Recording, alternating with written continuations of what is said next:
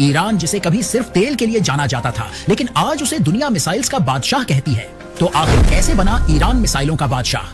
आज की इस कहानी में हम आपको ले चलेंगे 40 साल की उस मिसाइल यात्रा पर जिसने ईरान को मिडिल ईस्ट का सबसे खतरनाक मिसाइल्स पावर कंट्री बना दिया। तभी तो अमेरिका और इजराइल जैसे पावरफुल देशों के लिए ईरान किसी बड़ी मुसीबत से कम नहीं है। हालांकि जब आप ईरान के इतिहास को देखोगे तो आपको यकीन करना मुश्किल हो जाएगा कि इतनी पाबंदियों और कम टेक्नोलॉजी के चलते वो आज मिसाइल का बादशाह कैसे बन बैठा। दोस्तों, कहानी शुरू होती है साल 1980 से, जब पूरी दुनिया की नजरें मिडिल ईस्ट पर टिकी थीं। ईरान में कुछ ही समय पहले इस्लामिक क्रांति हुई थी, जिसमें शाह को गद्दी से हटाकर आयतुल्लाह खोमैनी सत्ता में आ चुके थे। अमेरिका और उसके साथी देशों को यह बिल्कुल पसंद नहीं आया। इसी माहौल में ईरान का सबसे बड़ा दुश्मन इराक का राष्ट्रपति सद्दाम हुसैन एक चाल चलता है। वो सोचता है कि ईरान अभी अपने पैरों पर खड़ा नहीं हुआ है, इसकी सेना बिखरी हुई है और ये मौका ईरान पर हमला करने का सबसे सही है। 22 सितंबर 1980 सद्दाम अपनी सेना को आदेश देता है और शुरू होती है ईरान इराक जंग। शुरुआत में इराक ने ईरान की सीमा पर हमला किया, लेकिन जल्दी ही उसने एक और खतरनाक स्ट्रैटेजी अपनाई। उसने ईरान के बड़े बड़े शहरों पर स्कड मिसाइल्स दागने शुरू कर दिए, जिसमें तेहरान, इस्फहान, अबादान जैसे शहर लगातार धमाकों से हिल उठे। बाजार, स्कूल, यहाँ तक कि रिहायशी इलाके भी सुरक्षित नहीं थे। इसमें हजारों लोग मारे गए, लाखों घर तबाह हो गए। उस समय ईरान की हालत सोचिए कैसे हो गई होगी। लोग डर के साए में जी रहे थे। हर रात आसमान से आग बरसती थी, लेकिन उनके पास जवाब देने के लिए कुछ भी नहीं था। ईरान के लिए सबसे बड़ी दिक्कत ये थी कि अमेरिका और यूरोप ने उस पर कड़े प्रतिबंध लगा दिए थे। मतलब ईरान कहीं से हथियार या मिसाइल खरीद ही नहीं सकता था, जबकि इराक को खुलेआम मदद मिल रही थी। America, Soviet union, France, Germany सबके सब सद्दाम को हथियार सप्लाई कर रहे थे। ऐसा लग रहा था मानो पूरी दुनिया मिलकर ईरान को खत्म करना चाहती हो। अब इसमें सोचने वाली बात यह आ जाती है कि भाई ईरान के पीछे आखिर इतने सारे देश हाथ धोकर क्यों पड़ गए थे। जैसा कि मैंने ऊपर बताया है कि शाह को हटाकर आयतुल्लाह खोमैनी ने सत्ता संभाली। यही सबसे बड़ा कारण था, क्योंकि शाह अमेरिका का बहुत ही बड़ा दोस्त था। शाह के जमाने में ईरान, अमेरिका और यूरोप का भरोसेमंद साथी था। लेकिन सत्ता परिवर्तन के बाद ईरान खुलकर बोला, हम पश्चिमी ताकतों के गुलाम नहीं हैं। यहीं से अमेरिका और यूरोप के साथ उसके रिश्ते दुश्मनी में बदल गए। इसके अलावा उसने डेथ टू अमेरिका जैसे नारे दिए और इजराइल का खुलकर विरोध किया। ईरान की इस्लामिक क्रांति से डर था कि उसका असर अरब देशों जैसे सऊदी, कुवैत, बहरीन में भी न फैल जाए। इसलिए अमेरिका और यूरोप ने इराक के सद्दाम हुसैन को एक दीवार की तरह इस्तेमाल किया। उन्होंने सद्दाम को पैसे, हथियार, तकनीक सब दिया ताकि वो ईरान को रोक सके। इसलिए ईरान पूरी दुनिया में अकेला पड़ गया और ईरान को मजबूरी में डू और डाई यानी करो या मरो वाली स्ट्रैटेजी अपनानी पड़ी। इन्हीं हालात में ईरान के नेताओं और वैज्ञानिकों ने एक ऐतिहासिक फैसला लिया, अगर हमें जिंदा रहना है तो हमें खुद अपने मिसाइल बनाने होंगे। ये सिर्फ एक हथियार का सवाल नहीं था, बल्कि ये ईरान के सर्वाइवल और इज्जत का सवाल था। यही वो पल था जिसने ईरान को मिसाइलों की राह पर धकेला, एक ऐसी राह जो आने वाले 40 सालों में उसे दुनिया से अलग बनाने वाली थी। दोस्तों, 1980 की उस भयानक जंग ने ईरान को एक बात साफ कर दी थी कि अगर हमें बचना है तो हमें अपने हथियार खुद बनाने होंगे। लेकिन सवाल था कैसे, क्योंकि ईरान के पास न टेक्नोलॉजी थी, न रिसोर्सेज, और ऊपर से पूरी दुनिया उसकी दुश्मन बनी हुई थी। ईरान ने सबसे पहले अपना जुगाड़ लगाया। उसने चोरी छिपे उन देशों से संपर्क किया जो खुद भी दुनिया की बड़ी ताकतों से टकरा रहे थे। लीबिया, जिसने अमेरिका के खिलाफ हमेशा खुलकर बोला। चीन, जिसने हथियारों की सप्लाई करके पैसा कमाने का मौका देखा। और सबसे बड़ा नाम नॉर्थ कोरिया। नॉर्थ कोरिया, जो उस समय खुद आइसोलेशन में जी रहा था, वो ईरान का नेचुरल दोस्त बन गया और नॉर्थ कोरिया ने ईरान को अपने पास मौजूद स्कड मिसाइल्स बेचे। ईरान ने इन स्कड मिसाइल्स को खरीदा, लेकिन ये सिर्फ इस्तेमाल करने के लिए नहीं थे, बल्कि ईरानी साइंटिस्ट ने इन्हें खोल खोल कर पढ़ना शुरू किया। एक एक स्क्रू, एक एक वायर को ध्यान से देखा। यही थी उनकी स्ट्रैटेजी, यानी रिवर्स इंजीनियरिंग। मतलब दूसरे की बनाई हुई टेक्नोलॉजी को समझो, उसकी कॉपी करो और फिर धीरे धीरे अपना वर्जन बनाओ। इस स्ट्रैटेजी का पहला नतीजा जो निकल कर आता है वो शहाब 1 और शहाब 2 मिसाइल्स था। ये मिसाइल्स नॉर्थ कोरियन स्कड की कॉपी थी। हालांकि इनका रेंज ज्यादा नहीं था, सिर्फ 300 से 500 किलोमीटर। लेकिन हाँ, अब ईरान के पास भी दुश्मनों के शहरों पर जवाबी हमला करने की ताकत आ चुकी थी। दुनिया को ये छोटे छोटे मिसाइल्स भले ही मामूली लगे हों, लेकिन ईरान के लिए ये उसके पहले बच्चे थे, जिन्होंने उसे सिखाया कि अगर वो चाहे तो सबसे बड़ी तकनीक भी बना सकता है। और सबसे दिलचस्प बात ये थी कि ईरान ने इन मिसाइल्स को सिर्फ कॉपी करके ही नहीं छोड़ा, बल्कि उनमें धीरे धीरे अपनी इनोवेशंस डालनी शुरू कर दी, जैसे रेंज बढ़ाना, एक्यूरेसी सुधारना, फ्यूल टेक्नोलॉजी बदलना। और यही उनके साइंटिस्ट की असली जीत थी। दोस्तों, यही वो दौर था जब ईरान ने दुनिया को यह दिखाना शुरू किया कि हमारे रास्ते रोक सकते हो, लेकिन हमें नहीं रोक सकते। जब ईरान ने अपने पहले शहाब मिसाइल्स बना लिए तो दुनिया चौकन्नी हो गई। अमेरिका और यूरोप ने तुरंत नए प्रतिबंध लगा दिए। उन्होंने साफ कह दिया कि ईरान को अगर मिसाइल टेक्नोलॉजी मिली तो ये पूरे मिडिल ईस्ट के लिए खतरा बन जाएगा। लेकिन ईरान अब पीछे हटने वाला नहीं था।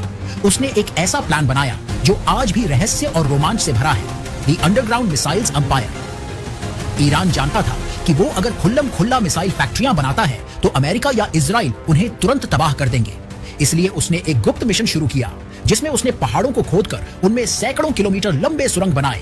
हर टनल के अंदर missile assembly plants, storage rooms और लॉन्च पैड्स छुपाए गए। इन जगहों पर काम करने वाले साइंटिस्ट और इंजीनियर्स अक्सर अपने परिवार से महीनों तक नहीं मिलते थे। ईरान ने यह सब इतनी सीक्रेसी से किया कि CIA और मोसाद जैसी एजेंसीज भी बस अंदाजे ही लगाती रह गई। और कुछ समय बाद इन अंडरग्राउंड लैब्स से निकली नई मिसाइलों की पीढ़ियां लोगों के सामने आई। शहाब 3 जिसकी रेंज 1300 किलोमीटर निकल कर आई, गार्ड जिसकी रेंज 2000 किलोमीटर निकल कर आई, सेजिल ये सॉलिड फ्यूल टेक्नोलॉजी वाली मॉडर्न बैलिस्टिक मिसाइल थी जिसकी रेंज 2000 किलोमीटर से भी ज्यादा थी। सॉलिड फ्यूल का मतलब है कि मिसाइल को इंस्टेंट लॉन्च किया जा सकता है, यानी प्रिपरेशन में घंटों नहीं लगते। इस मिसाइल ने ईरान की ताकत को कई गुना बढ़ा दिया। ईरान ने पहली बार अपने अंडरग्राउंड बेसेस को 2015 में दुनिया को दिखाया, जिसमें टीवी कैमरों को उन विशाल सुरंगों के अंदर ले जाया गया जहां कतार में दर्जनों मिसाइल्स रेडी टू फायर खड़े थे। ये फुटेज देखकर दुनिया सन्न रह गई, क्योंकि अब ये साफ था कि ईरान के पास सिर्फ कुछ मिसाइल्स नहीं बल्कि पूरा मिसाइल एम्पायर है। अमेरिका की इंटेलिजेंस एजेंसीज मानती हैं कि आज ईरान के पास ऐसे सैकड़ों अंडरग्राउंड सिट्स हैं जिन्हें डिटेक्ट करना लगभग नामुमकिन है। और यही वजह है कि ईरान को कभी सीधा मिलिट्री स्ट्राइक करने की हिम्मत कोई नहीं जुटा पाया, क्योंकि अगर युद्ध हुआ तो इन हिडन बेसिस से निकली हजारों मिसाइल्स पूरे रीजन को राख में बदल सकती हैं। दोस्तों, अब सवाल ये उठता है कि आखिरकार दुनिया ईरान को मिसाइल का बादशाह क्यों कहती है? क्योंकि मिसाइलें तो और भी देशों के पास भी तो हैं। तो चलिए इसे 4 बड़े कारणों से समझते हैं। आज ईरान के पास 3000 से भी ज्यादा मिसाइलें हैं।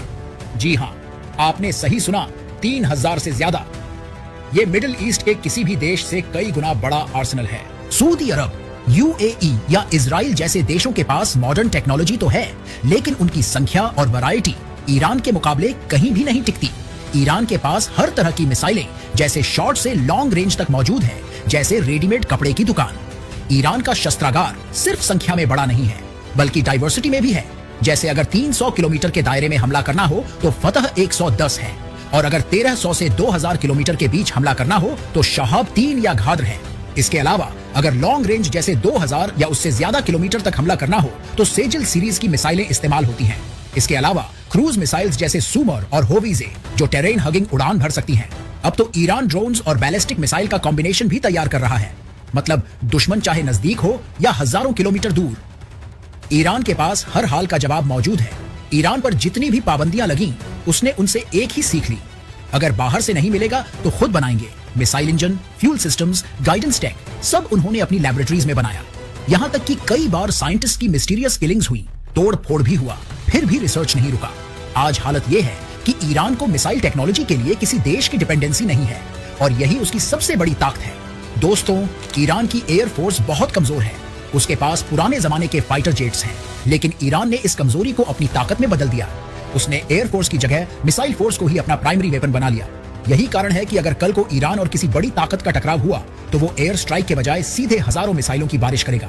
अमेरिका और इजराइल कई बार ओपनली बोल चुके हैं, अगर ईरान के साथ सीधा युद्ध हुआ तो उसके मिसाइल्स पूरे मिडिल ईस्ट को आग में झोंक देंगे। यानी दोस्तों, ये सिर्फ हथियारों की गिनती नहीं है, ये है साइकोलॉजिकल पावर, जिससे ईरान का नाम सुनकर ही दुश्मन सोच में पड़ जाता है। और यही वजह है कि दुनिया आज ईरान को सिर्फ एक तेल का देश नहीं बल्कि मिसाइल्स का बादशाह कहती है। दोस्तों, मिसाइल सिर्फ परेड में दिखाने के लिए नहीं होते, उनकी असली ताकत तब साबित होती है जब वो बैटलफील्ड में दुश्मन को सीधा हिट करें।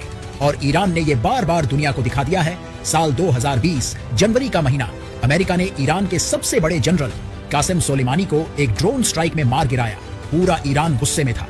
दुनिया को लगा कि अब ईरान सिर्फ नाराजगी जताएगा, स्पीचेस देगा, लेकिन नहीं। 8 जनवरी 2020 की सुबह ईरान ने इराक में स्थित अमेरिकी एन अल असाद एयरबेस पर दर्जनों बैलिस्टिक मिसाइल दाग दिए। मिसाइल्स इतनी एक्यूरेसी से गिरी कि बिल्डिंग्स तबाह हो गई, जिसमें कई अमेरिकी सैनिक घायल हो गए और दर्जनों को कंकशन व ब्रेन इंजरी हो गई। सबसे चौंकाने वाली बात यह थी कि अमेरिका उन्हें इंटरसेप्ट भी नहीं कर पाया।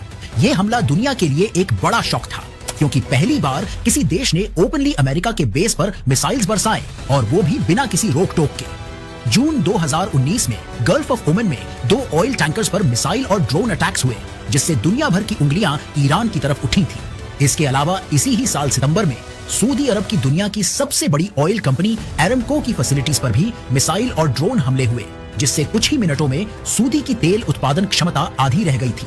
इसका असर सिर्फ मिडिल ईस्ट में नहीं बल्कि पूरे विश्व की इकोनॉमी पर पड़ा, जिससे तेल के दाम आसमान छू गए।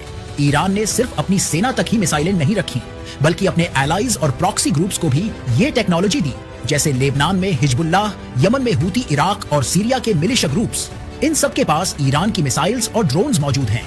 यानी अगर कल को ईरान पर हमला होता है तो जवाब सिर्फ ईरान नहीं देगा बल्कि पूरे रीजन से मिसाइल्स की बरसात होगी। तो दोस्तों, ये थी कहानी उस देश की जिसे कभी दुनिया ने तोड़ने की कोशिश की, लेकिन उसने खुद को इतना मजबूत बना लिया कि आज पूरी दुनिया उससे डरती है। इससे साफ जाहिर होता है कि अगर आपके पास रिसोर्सेज न हो तो भी दिमाग और जिद से सब कुछ मुमकिन है। अगर आपको हमारा ये वीडियो अच्छा लगा हो तो लाइक और हमारे चैनल को सब्सक्राइब करके अपने दोस्तों में शेयर जरूर कीजिए, क्योंकि उन्हें भी तो पता चल सके कि आपदा को अवसर कैसे बनाया जाता है।